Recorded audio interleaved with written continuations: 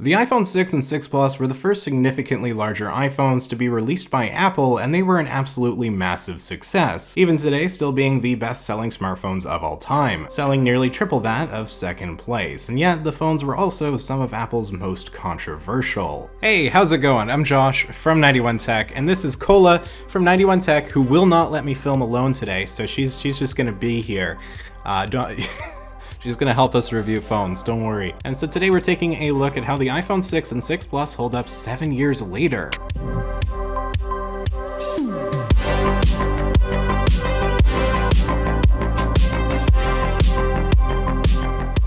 Nowadays, the iPhone 6 has mostly fallen from relevancy, being a couple versions behind in iOS, and most previous owners having moved on to better options. But it was an era-defining phone for Apple. Not only did it initiate a design that they still somewhat use to this day with the iPhone SE, but it also caused possibly their biggest controversy of all time, and an absolute PR nightmare with Bendgate. It undoubtedly affected how Apple has acted since then, and likely for the better. The phones today might be old and not up to date, but they are still surprisingly usable if you absolutely had to use one. They can still download most current versions of apps, although this will become less and less as time goes on. The hardware is old and the phones are slow, but they're not too painful to use from my experience, assuming your battery life isn't shot. The UI itself generally runs smooth most of the time, and when it comes to just texting and calling and the basics, the iPhone 6 is fine. Past that, it does start to feel its age. And obviously this is not a phone you're going to want to have anymore in 2021 or further beyond. It's just too darn old, and even if you somehow are okay with their performance, I'll be shocked if you're okay with the battery life. The iPhone 6 and 6 Plus never had good batteries to begin with, but with them being 7 years old, it's a safe assumption that barring a recent battery replacement, it likely will need to be charged fairly frequently. The 6 Plus always was better thanks to the phone being physically bigger, but it's still 7 years old, and so I can't expect much from it. Plus, if the battery's in poor health, you could be dealing with slowdowns or unexpected shutdowns. So is the battery the part of the phone that's aged the worst? Well, I mean, that can go for pretty much any smartphone, so that might be a fair assessment. And the software is definitely one of the highlights. iOS 12 does feel a bit older now, and no dark mode might feel a little bit blinding, but for the most part, iOS doesn't feel too different from what we have now. And the iPhone 6 design, again, is still not that outdated, with Apple selling a phone that looks exactly the same from the front. So let's start right there with the design. The iPhone 6 and 6 Plus retained the aluminum of the iPhone 5S, but got much bigger, and went from the flatter, sharp edges to the more curved off look we've been all too familiar with in the past half decade. The iPhone 6 managed to be extremely thin and light. In fact, to this day, it's the absolute thinnest iPhone ever made, and yes, that does have a lot to do with the dreaded Bendgate. Do I even need to talk about Bendgate? I feel like everyone knows about it, but to summarize quickly, basically the iPhone 6, and particularly the 6 Plus, would bend with moderate pressure, causing huge controversy and a lot of issues such as touch disease for the user base. The iPhone 6s would fix basically everything the next year by using a higher grade aluminum. So finding an iPhone 6 slightly bent nowadays is super duper common, even if it doesn't appear to suffer from any issues. My iPhone 6 Plus has touch disease, so sometimes, yeah, it just won't work. The phone's not even bent, it just has touch disease, so it was a very common issue. If I push down on the top corner, you can really see it spaz out. But my silver iPhone 6 is totally fine. For colors, you have space gray, silver, and gold. The space gray would have black bezels, which I personally think looked the best, but back in the day when I had the iPhone 6, it was silver, just like the one I have here, although it's not the same phone. I really liked the design when it came out in 2014. It felt very modern. And while now today it's probably pretty low on my list of favorite iPhone designs, I still don't hate it, and it comes down to personal preference anyhow. My big pet peeve is that the plastic antenna bands running across the back look a little tacky to me, but again, that's just me. The screen sizes increasing was the big pull of the iPhone 6, and the major reason it was by and far the best-selling smartphone of all time. The smaller iPhone 6 will give you 4.7 inches and the 6 Plus 5.5 inches, compared to the 4 inches on the iPhone 5, 5C, and 5S, which were already bigger than past iPhones. This made it a massive upgrade for a lot of users, and there's no doubt it ate into Samsung's market share, as they were no longer the big competitors in the phablet market space. The 6 and 6 Plus screens are both Retina, although notably the 6 Plus has a higher pixel density than the iPhone 6, while the smaller phone is actually actually still equivalent to the iPhone SE, 10R, and 11 by the numbers, all phones Apple is selling right now. So the 6 Plus is technically a little bit sharper than all of those phones, although you'd be hard-pressed to notice any real-life difference. The displays are good, definitely not an area you need to worry about. And under those displays, you have the home button with Touch ID, more specifically first-generation Touch ID that was also used with the 2013 iPhone 5S and 2016 iPhone SE. It's good enough, although the iPhone 6S did speed up the process immensely. Even so, it's nice to be able to get into your phone without a passcode every time, so I'm not complaining. It does the job. What also does the job, but does it quite poorly, is the 8-megapixel camera sensor on the rear. It has the tendency to take very mediocre photos. The camera is a department that really wasn't upgraded compared to the 5S, and you can tell. It'll capture what you want to take a photo of, but without perfect lighting, you're often looking at a grainy, noisy image, with it often being blurry to boot. These blurry pictures of my dog, I didn't mean to be blurry. She wasn't even moving, it's just really hard to get a good picture in low light. The bigger 6 Plus actually does have optical image stabilization, which can help the camera stay a bit more steady, but it won't make much of a difference, especially nowadays considering how far ahead newer iPhones are in every possible facet. If you still own an iPhone 6, I'd strongly recommend upgrading to an iPhone 11 or better for the camera alone, although even the newer iPhone SE or the 10R is going to be a huge jump from what you have now. The iPhone 6 can film video in up to 1080p at 60 frames per second. I actually did a video showing off the video quality back in the early days of my channel, which I'll link in the description for the heck of it if you're curious. Simpler times. The selfie camera on the iPhone 6 manages to make the main sensor photos look like masterpieces. We only get 1.2 megapixels, and yeah, this is a bad selfie, and I'm not just saying that because my face is the focus. So all in all, the 7-year-old smartphone takes pictures that look 7 years old. It's not a huge surprise. What can you expect, right? But if you're still using this phone, I'd imagine the camera is probably pretty low on your list of concerns. What's probably a bigger issue for most is going to be the speed and software support, held back by the Apple A8 chipset and single gigabyte of RAM. It's really that 1 gig of RAM especially that slows this phone down. Not that the iPhone 6 is slow per se, it actually runs iOS 12 impressively well, and I'd argue the phone is pretty usable, at least for the basics. Obviously, if you overcomplicate the experience past texting, calling, and maybe social media, basically basic stuff, things are going to feel rough, but for the bare minimum, the iPhone 6 does hold up. But it isn't pleasant, and it's certainly not a phone you'd want to actually have to use for any long period of time, even if it can still download the latest versions of most apps. Although with iOS 15 right around the corner, that might not be the case for much longer. The iPhone 6 and 6 Plus are phones that still work and do the job nowadays, but there's definitely a reason they were left back on iOS 12 along with the iPhone 5S. If you're still using the 6 and can afford it, I strongly recommend you go ahead and purchase a newer iPhone. Basically, the 10R or newer is going to be a huge upgrade, particularly in battery life. If you're thinking about selling your iPhone 6 or you're in a position to buy one, don't buy an iPhone 6, by the way. There are cheap iPhones actually running iOS 14, such as the first iPhone SE. But regardless, if we turn to eBay.com, we can see the iPhone 6 going for well under $100, and then we see the 6S also not costing very much more. It's so worth it to go for something better than the iPhone 6 if you're on an extreme budget. And if you are stuck with the iPhone 6 right now, you can rest easy knowing that in the very least you're able to download and use the vast majority of apps right now, which means while your phone might be older, you can still do pretty much everything every other Apple user can do. Yeah, your battery sucks, the camera is beyond mediocre, and the phone likely will feel slow at times, but ultimately the 6 and 6 Plus are both still absolutely usable. And it's amazing just how long iPhones seem to be able to last, especially in comparison to Android phones from the same time periods. The iPhone 6 was a huge deal when it came out, and it's not anymore, but it's still an interesting piece of Apple history, and as always, fun to take a look at. It's also aged surprisingly well on iOS 12, and all things considered, it is 7 years old, could have gone a whole lot worse. So, any of you have the iPhone 6 or 6 Plus? How's it holding up? Make sure you let me know in the comments down below. If you found this video interesting or the dog cute, maybe hit that like button and consider subscribing for more content just like this. You can follow me over on Twitter and Instagram at 91_tech. I sometimes post pictures of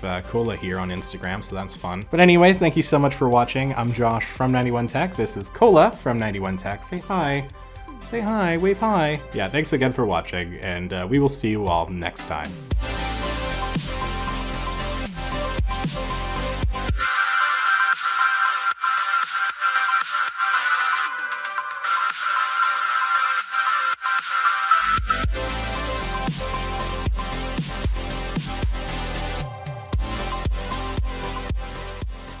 Hey, how Oh no. Oh no.